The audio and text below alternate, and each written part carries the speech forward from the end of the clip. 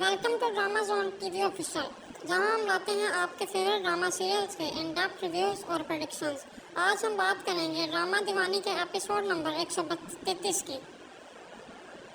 आज हम बात करेंगे ड्रामा दीवानी के एपिसोड 133 की, जिसमें हम देख सकते हैं कुछ अनएक्सपेक्टेड ट्विस्ट और इमोशनल मोमेंट्स। आपको क्या लगता है क्या आगे होगा? चलिए प्रेडिक्शंस पर बात करते हैं। एपिसोड 132 में हमने देखा कि मीरा और पार्थ के बीच टेंशंस बढ़ गई हैं। दोनों के इमोशंस अपनी पीक पर हैं और कहानी एक नए मोड़ पर आ गई है। मेरे ख्याल से एपिसोड 133 में हमें एक मेजर शोडाउन देखने को मिलेगा। हो सकता है कि आर्यन अपनी गलतियों का एहसास करे और कुछ ऐसे फैसले ले जो पूरी कहानी को बदल देंगे। एक और बात जो हमें देखनी होगी वो है आर्यन का प्लान। क्या उनका नेक्स्ट मूव पार्थ और मीरा के लिए और ज़्यादा मुश्किलात खड़ी करेगा या फिर उसका असली चेहरा सबके सामने आएगा?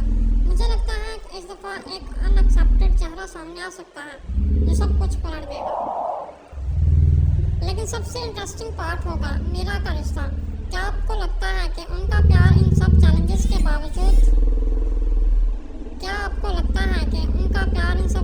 के बावजूद कायम रहेगा या फिर मिसअंडरस्टैंडिंग का यह सिलसिला बढ़ता ही जाएगा? एपिसोड 133 एक ऐसी क्लिफहैंगर पर ख़त्म हो सकता है जहां हमारे दिलों में और भी सवाल छोड़ दिए जाएं। नमस्कार दोस्तों, आपका स्वागत है हमारे YouTube channel drama zone TV official पर।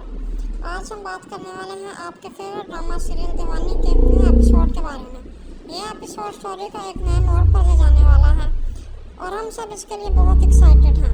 तो चलिए बिना किसी देरी के शुरू करते हैं आज की ये इंटरेस्टिंग वीडियो। कि मैं ही मिली थी तुम्हें धोखा देने के लिए, तो तुमने सब बर्बाद कर दिया। और मुझे पता नहीं किसने चल रहा है। आप फिक्र मत करें, हम बहुत जल्द साथ होंगे। अशर, आप मुझे कब बुलाएंगे? आपने कहा था कुछ दिनों में बुला लेंगे मुझे अपने पास।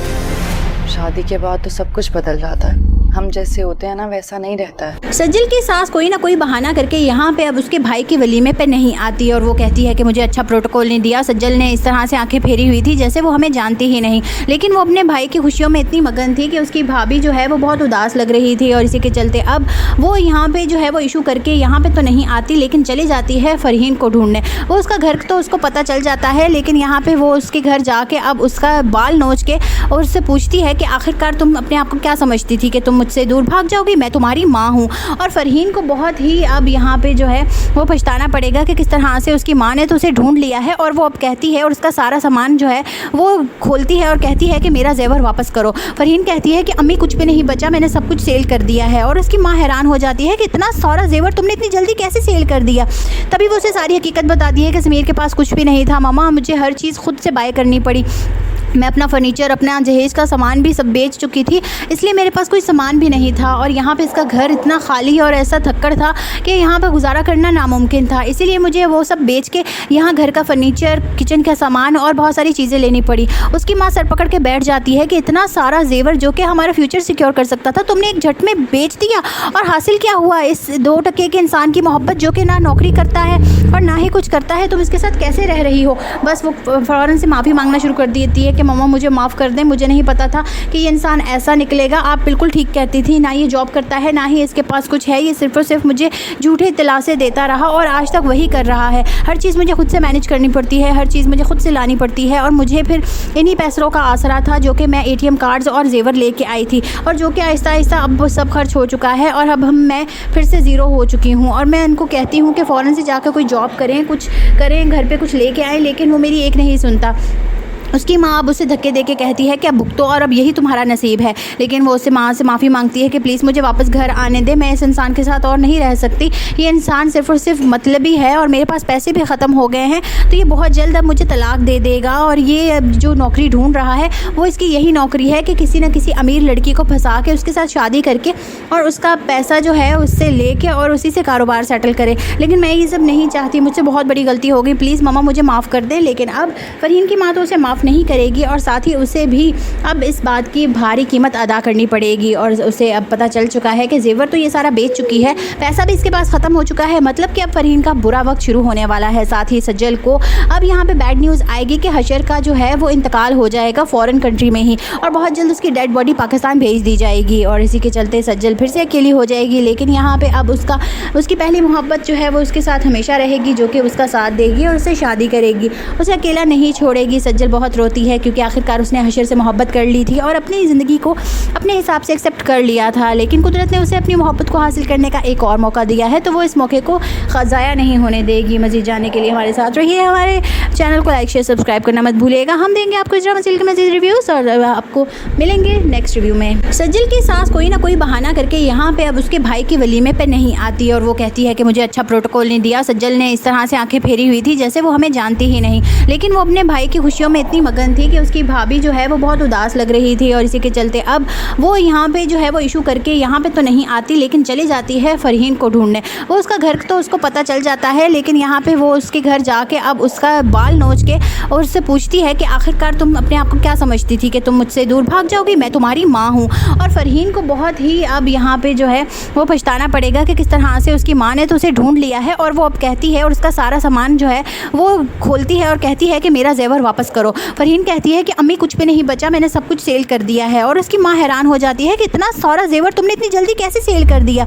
तभी वो उसे सारी हकीकत बताती है कि समीर के पास कुछ भी नहीं था मामा, मुझे हर चीज़ खुद से बाय करनी पड़ी, मैं अपना फ़र्नीचर अपना जहेज़ का सामान भी सब बेच चुकी थी, इसलिए मेरे पास कोई सामान भी नहीं था। और यहाँ पे इसका घर इतना खाली और ऐसा थक्कड़ था कि यहाँ पे गुजारा करना नामुमकिन था, इसीलिए मुझे वो सब बेच के यहाँ घर का फ़र्नीचर, किचन का सामान और बहुत सारी चीज़ें लेनी पड़ी। उसकी माँ सर पकड़ के बैठ जाती है कि इतना सारा जेवर जो कि हमारा फ्यूचर सिक्योर कर सकता था तुमने एक झट में बेच दिया, और हासिल क्या हुआ इस 2 टके के इंसान की मोहब्बत जो कि ना नौकरी करता है और ना ही कुछ करता है, तुम इसके साथ कैसे रह रही हो। बस वो फ़ौरन से माफ़ी मांगना शुरू कर देती है कि मम्मा मुझे माफ़ कर दें, मुझे नहीं पता था कि ये इंसान ऐसा निकलेगा, आप बिल्कुल ठीक कहती थी, ना ये जॉब करता है ना ही इसके पास कुछ है, ये सिर्फ़ और सिर्फ मुझे झूठे दिलासे देता रहा और आज तक वही कर रहा है। हर चीज़ मुझे खुद से मैनेज करनी पड़ती है, हर चीज़ मुझे खुद से लानी पड़ती है, और मुझे फिर इन्हीं पैसों का आसरा था जो कि मैं ATM कार्ड्स और जेवर लेके आई थी, और जो कि आहिस्ता आहिस्ता अब वो सब खर्च हो चुका है और अब मैं फिर से ज़ीरो हो चुकी हूँ। और मैं उनको कहती हूँ कि फ़ौरन से जाकर कोई जॉब करें, कुछ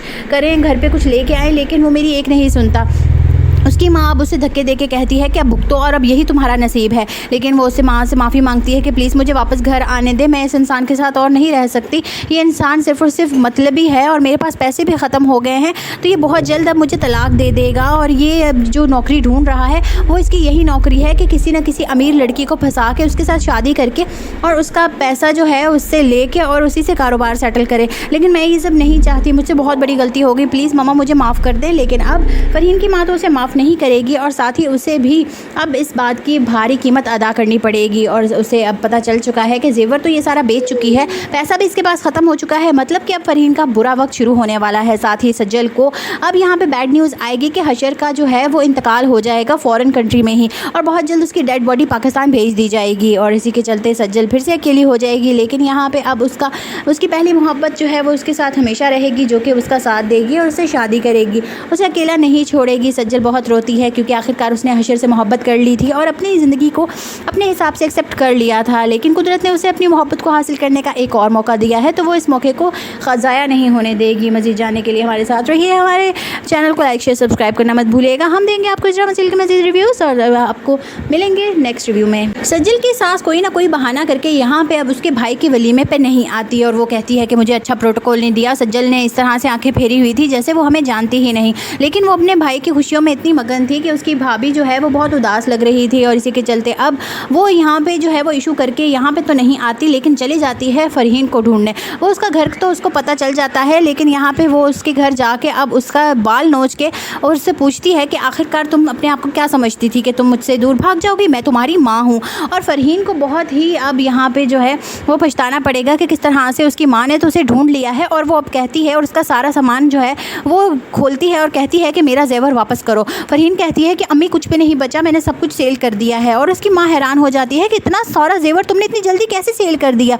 तभी वो उसे सारी हकीकत बताती है कि समीर के पास कुछ भी नहीं था मामा, मुझे हर चीज़ खुद से बाय करनी पड़ी, मैं अपना फर्नीचर, अपना जहेज का सामान भी सब बेच चुकी थी, इसलिए मेरे पास कोई सामान भी नहीं था। और यहाँ पे इसका घर इतना खाली और ऐसा थक्कड़ था कि यहाँ पे गुजारा करना नामुमकिन था। इसीलिए मुझे वो सब बेच के यहाँ घर का फर्नीचर, किचन का सामान और बहुत सारी चीज़ें लेनी पड़ी। उसकी माँ सर पकड़ के बैठ जाती है कि इतना सारा जेवर जो कि हमारा फ्यूचर सिक्योर कर सकता था, तुमने एक झट में बेच दिया। और हासिल क्या हुआ इस 2 टके के इंसान की मोहब्बत, जो कि ना नौकरी करता है और ना ही कुछ करता है, तुम इसके साथ कैसे रह रही हो। बस वो फ़ौरन से माफ़ी मांगना शुरू कर देती है कि मम्मा मुझे माफ़ कर दें, मुझे नहीं पता था कि ये इंसान ऐसा निकलेगा। आप बिल्कुल ठीक कहती थी, ना ये जॉब करता है, ना ही इसके पास कुछ है, ये सिर्फ़ और सिर्फ मुझे झूठे दिलासे देता रहा और आज तक वही कर रहा है। हर चीज़ मुझे खुद से मैनेज करनी पड़ती है, हर चीज़ मुझे खुद से लानी पड़ती है। और मुझे फिर इन्हीं पैसों का आसरा था जो कि मैं ATM कार्ड्स और जेवर लेके आई थी, और जो कि आहिस्ता आहिस्ता अब वो सब खर्च हो चुका है और अब मैं फिर से ज़ीरो हो चुकी हूँ। और मैं उनको कहती हूँ कि फ़ौरन से जाकर कोई जॉब करें, कुछ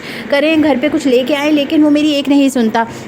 उसकी माँ अब उसे धक्के दे के कहती है कि अब भुगतो और अब यही तुम्हारा नसीब है। लेकिन वो उससे माँ से माफ़ी मांगती है कि प्लीज़ मुझे वापस घर आने दे, मैं इस इंसान के साथ और नहीं रह सकती। ये इंसान सिर्फ़ और सिर्फ मतलबी है और मेरे पास पैसे भी ख़त्म हो गए हैं, तो ये बहुत जल्द अब मुझे तलाक दे देगा। और ये जो नौकरी ढूंढ रहा है वो इसकी यही नौकरी है कि किसी न किसी अमीर लड़की को फंसा के उसके साथ शादी करके और उसका पैसा जो है उससे लेके और उसी से कारोबार सेटल करे। लेकिन मैं ये सब नहीं चाहती, मुझसे बहुत बड़ी गलती हो गई, प्लीज़ मम्मा मुझे माफ़ कर दें। लेकिन अब फ़रहीन की माँ तो उसे माफ़ नहीं करेगी और साथ ही उसे भी अब इस बात की भारी कीमत अदा करनी पड़ेगी। और उसे अब पता चल चुका है कि जेवर तो ये सारा बेच चुकी है, पैसा भी इसके पास ख़त्म हो चुका है, मतलब कि अब फ़रहीन का बुरा वक्त शुरू होने वाला है। साथ ही सज्जल को अब यहाँ पे बैड न्यूज़ आएगी कि हशर का जो है वो इंतकाल हो जाएगा फ़ॉरेन कंट्री में ही, और बहुत जल्द उसकी डेड बॉडी पाकिस्तान भेज दी जाएगी। और इसी के चलते सज्जल फिर से अकेली हो जाएगी। लेकिन यहाँ पर अब उसकी पहली मोहब्बत जो है वो उसके साथ हमेशा रहेगी, जो कि उसका साथ देगी और उससे शादी करेगी, उसे अकेला नहीं छोड़ेगी। सज्जल बहुत रोती है क्योंकि आखिरकार उसने हशर से मोहब्बत कर ली थी और अपनी ज़िंदगी को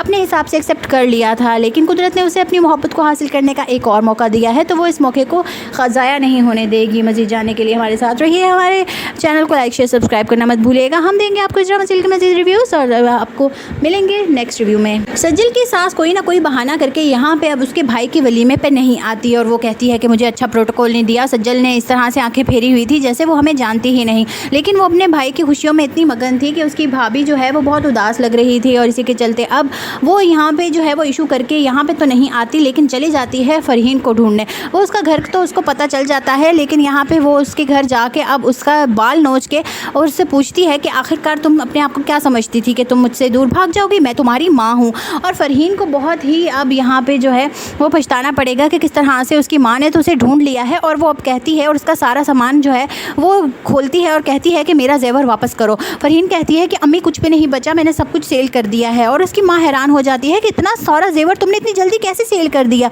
तभी वो उसे सारी हकीकत बताती है कि समीर के पास कुछ भी नहीं था मामा, मुझे हर चीज़ खुद से बाय करनी पड़ी। मैं अपना फर्नीचर, अपना जहेज का सामान भी सब बेच चुकी थी, इसलिए मेरे पास कोई सामान भी नहीं था। और यहाँ पे इसका घर इतना खाली और ऐसा थक्कड़ था कि यहाँ पे गुजारा करना नामुमकिन था। इसीलिए मुझे वो सब बेच के यहाँ घर का फर्नीचर, किचन का सामान और बहुत सारी चीज़ें लेनी पड़ी। उसकी माँ सर पकड़ के बैठ जाती है कि इतना सारा जेवर जो कि हमारा फ्यूचर सिक्योर कर सकता था, तुमने एक झट में बेच दिया। और हासिल क्या हुआ इस 2 टके के इंसान की मोहब्बत, जो कि ना नौकरी करता है और ना ही कुछ करता है, तुम इसके साथ कैसे रह रही हो। बस वो फ़ौरन से माफ़ी मांगना शुरू कर देती है कि मम्मा मुझे माफ़ कर दें, मुझे नहीं पता था कि ये इंसान ऐसा निकलेगा। आप बिल्कुल ठीक कहती थी, ना ये जॉब करता है, ना ही इसके पास कुछ है, ये सिर्फ़ और सिर्फ मुझे झूठे दिलासे देता रहा और आज तक वही कर रहा है। हर चीज़ मुझे खुद से मैनेज करनी पड़ती है, हर चीज़ मुझे खुद से लानी पड़ती है। और मुझे फिर इन्हीं पैसों का आसरा था जो कि मैं ATM कार्ड्स और जेवर लेके आई थी, और जो कि आहिस्ता आहिस्ता अब वो सब खर्च हो चुका है और अब मैं फिर से ज़ीरो हो चुकी हूँ। और मैं उनको कहती हूँ कि फ़ौरन से जाकर कोई जॉब करें, कुछ करें, घर पे कुछ लेके आएँ, लेकिन वो मेरी एक नहीं सुनता। उसकी माँ अब उसे धक्के दे के कहती है कि अब भुगतो और अब यही तुम्हारा नसीब है। लेकिन वो उससे माँ से माफ़ी मांगती है कि प्लीज़ मुझे वापस घर आने दे, मैं इस इंसान के साथ और नहीं रह सकती। ये इंसान सिर्फ़ और सिर्फ मतलबी है और मेरे पास पैसे भी ख़त्म हो गए हैं, तो ये बहुत जल्द अब मुझे तलाक दे देगा। और ये जो नौकरी ढूंढ रहा है वो इसकी यही नौकरी है कि किसी न किसी अमीर लड़की को फंसा के उसके साथ शादी करके और उसका पैसा जो है उससे लेके और उसी से कारोबार सेटल करे। लेकिन मैं ये सब नहीं चाहती, मुझसे बहुत बड़ी गलती हो गई, प्लीज़ मम्मा मुझे माफ़ कर दें। लेकिन अब फ़रहीन की माँ तो उसे माफ़ माफ़ नहीं करेगी और साथ ही उसे भी अब इस बात की भारी कीमत अदा करनी पड़ेगी। और उसे अब पता चल चुका है कि जेवर तो ये सारा बेच चुकी है, पैसा भी इसके पास ख़त्म हो चुका है, मतलब कि अब फ़रहीन का बुरा वक्त शुरू होने वाला है। साथ ही सज्जल को अब यहाँ पे बैड न्यूज़ आएगी कि हशर का जो है वो इंतकाल हो जाएगा फ़ॉरेन कंट्री में ही, और बहुत जल्द उसकी डेड बॉडी पाकिस्तान भेज दी जाएगी। और इसी के चलते सज्जल फिर से अकेली हो जाएगी। लेकिन यहाँ पे अब उसकी पहली मोहब्बत जो है वो उसके साथ हमेशा रहेगी, जो कि उसका साथ देगी और उससे शादी करेगी, उसे अकेला नहीं छोड़ेगी। सज्जल बहुत रोती है क्योंकि आखिरकार उसने हशर से मोहब्बत कर ली थी और अपनी ज़िंदगी को अपने हिसाब से एक्सेप्ट कर लिया था, लेकिन कुदरत ने उसे अपनी मोहब्बत को हासिल करने का एक और मौका दिया है, तो वो इस मौके को ज़ाया नहीं होने देगी। मज़ीद जानने के लिए हमारे साथ रहिए, हमारे चैनल को लाइक शेयर सब्सक्राइब करना मत भूलिएगा। हम देंगे आपको इस ड्रामा सीरियल के मज़ीद रिव्यूज़ और आपको मिलेंगे नेक्स्ट रिव्यू में। सज्जल की सास कोई ना कोई बहाना करके यहाँ पे अब उसके भाई के वलीमे पे नहीं आती और वो कहती है कि मुझे अच्छा प्रोटोकॉल नहीं दिया। सज्जल ने इस तरह से आंखें फेरी हुई थी जैसे वो हमें जानती ही नहीं, लेकिन वो अपने भाई की खुशियों में इतनी मगन थी कि उसकी भाभी जो है वो बहुत उदास लग रही थी। और इसी के चलते अब वो यहाँ पे जो है वो इशू करके यहाँ पे तो नहीं आती, लेकिन चली जाती है फ़रहीन को ढूंढने। वो उसका घर तो उसको पता चल जाता है, लेकिन यहाँ पे वो उसके घर जाके अब उसका बाल नोच के और उससे पूछती है कि आखिरकार तुम अपने आप को क्या समझती थी कि तुम मुझसे दूर भाग जाओगी, मैं तुम्हारी माँ हूँ। और फ़रहीन को बहुत ही अब यहाँ पे जो है वो पछताना पड़ेगा कि किस तरह से उसकी माँ ने तो उसे ढूंढ लिया है। और वो अब कहती है और उसका सारा सामान जो है वो खोलती है और कहती है कि मेरा जेवर वापस करो। फ़रहीन कहती है कि अम्मी कुछ भी नहीं बचा, मैंने सब कुछ सेल कर दिया है। और उसकी माँ हैरान हो जाती है कि इतना सारा जेवर तुमने इतनी जल्दी कैसे सेल कर दिया। तभी वो उसे सारी हकीकत बताती है कि समीर के पास कुछ भी नहीं था मामा, मुझे हर चीज़ खुद से बाय करनी पड़ी, मैं अपना फ़र्नीचर अपना जहेज़ का सामान भी सब बेच चुकी थी, इसलिए मेरे पास कोई सामान भी नहीं था। और यहाँ पे इसका घर इतना खाली और ऐसा थक्कड़ था कि यहाँ पे गुजारा करना नामुमकिन था, इसीलिए मुझे वो सब बेच के यहाँ घर का फ़र्नीचर, किचन का सामान और बहुत सारी चीज़ें लेनी पड़ी। उसकी माँ सर पकड़ के बैठ जाती है कि इतना सारा जेवर जो कि हमारा फ्यूचर सिक्योर कर सकता था तुमने एक झट में बेच दिया, और हासिल क्या हुआ इस 2 टके के इंसान की मोहब्बत जो कि ना नौकरी करता है और ना ही कुछ करता है, तुम इसके साथ कैसे रह रही हो। बस वो फ़ौरन से माफ़ी मांगना शुरू कर देती है कि मम्मा मुझे माफ़ कर दें, मुझे नहीं पता था कि ये इंसान ऐसा निकलेगा, आप बिल्कुल ठीक कहती थी, ना ये जॉब करता है ना ही इसके पास कुछ है, ये सिर्फ़ और सिर्फ मुझे झूठे दिलासे देता रहा और आज तक वही कर रहा है। हर चीज़ मुझे खुद से मैनेज करनी पड़ती है, हर चीज़ मुझे खुद से लानी पड़ती है, और मुझे फिर इन्हीं पैसों का आसरा था जो कि मैं ATM कार्ड्स और जेवर लेके आई थी, और जो कि आहिस्ता आहिस्ता अब वो सब खर्च हो चुका है और अब मैं फिर से ज़ीरो हो चुकी हूँ। और मैं उनको कहती हूँ कि फ़ौरन से जाकर कोई जॉब करें, कुछ करें, घर पे कुछ लेके आएँ, लेकिन वो मेरी एक नहीं सुनता। उसकी माँ अब उसे धक्के देके कहती है कि अब भुगतो और अब यही तुम्हारा नसीब है, लेकिन वो उससे माँ से माफ़ी मांगती है कि प्लीज़ मुझे वापस घर आने दे, मैं इस इंसान के साथ और नहीं रह सकती, ये इंसान सिर्फ़ और सिर्फ मतलबी है और मेरे पास पैसे भी ख़त्म हो गए हैं, तो ये बहुत जल्द अब मुझे तलाक दे देगा, और ये जो नौकरी ढूंढ रहा है वो इसकी यही नौकरी है कि किसी न किसी अमीर लड़की को फंसा के उसके साथ शादी करके और उसका पैसा जो है उससे लेके और उसी से कारोबार सेटल करे। लेकिन मैं ये सब नहीं चाहती, मुझसे बहुत बड़ी गलती हो गई, प्लीज़ मामा मुझे माफ़ कर दें। लेकिन अब फ़रहीन की माँ तो उसे माफ़ नहीं करेगी और साथ ही उसे भी अब इस बात की भारी कीमत अदा करनी पड़ेगी। और उसे अब पता चल चुका है कि जेवर तो ये सारा बेच चुकी है, पैसा भी इसके पास ख़त्म हो चुका है, मतलब कि अब फ़रहीन का बुरा वक्त शुरू होने वाला है। साथ ही सज्जल को अब यहाँ पे बैड न्यूज़ आएगी कि हशर का जो है वो इंतकाल हो जाएगा फ़ॉरेन कंट्री में ही, और बहुत जल्द उसकी डेड बॉडी पाकिस्तान भेज दी जाएगी। और इसी के चलते सज्जल फिर से अकेली हो जाएगी। लेकिन यहाँ पे अब उसकी पहली मोहब्बत जो है वो उसके साथ हमेशा रहेगी, जो कि उसका साथ देगी और उससे शादी करेगी, उसे अकेला नहीं छोड़ेगी। सज्जल बहुत रोती है क्योंकि आखिरकार उसने हशर से मोहब्बत कर ली थी और अपनी ज़िंदगी को अपने हिसाब से एक्सेप्ट कर लिया था, लेकिन कुदरत ने उसे अपनी मोहब्बत को हासिल करने का एक और मौका दिया है, तो वो इस मौके को ज़ाया नहीं होने देगी। मज़ीद जानने के लिए हमारे साथ रहिए, हमारे चैनल को लाइक शेयर सब्सक्राइब करना मत भूलिएगा। हम देंगे आपको इस ड्रामा सीरियल के मज़ीद रिव्यूज़ और आपको मिलेंगे नेक्स्ट रिव्यू में। सज्जल की सास कोई ना कोई बहाना करके यहाँ पे अब उसके भाई के वलीमे पे नहीं आती और वो कहती है कि मुझे अच्छा प्रोटोकॉल नहीं दिया। सज्जल ने इस तरह से आंखें फेरी हुई थी जैसे वो हमें जानती ही नहीं, लेकिन वो अपने भाई की खुशियों में इतनी मगन थी कि उसकी भाभी जो है वो बहुत उदास लग रही थी। और इसी के चलते अब वो यहाँ पे जो है वो इशू करके यहाँ पे तो नहीं आती, लेकिन चली जाती है फ़रहीन को ढूंढने। वो उसका घर तो उसको पता चल जाता है, लेकिन यहाँ पे वो उसके घर जाके अब उसका बाल नोच के और उससे पूछती है कि आखिरकार तुम अपने आप को क्या समझती थी कि तुम मुझसे दूर भाग जाओगी, मैं तुम्हारी माँ हूँ। और फ़रहीन को बहुत ही अब यहाँ पे जो है वो पछताना पड़ेगा कि किस तरह से उसकी माँ ने तो उसे ढूंढ लिया है, और वो अब कहती है और उसका सारा सामान जो है वो खोलती है और कहती है कि मेरा जेवर वापस करो। फ़रहीन कहती है कि अम्मी कुछ भी नहीं बचा, मैंने सब कुछ सेल कर दिया है। और उसकी माँ हैरान हो जाती है कि इतना सारा जेवर तुमने इतनी जल्दी कैसे सेल कर दिया।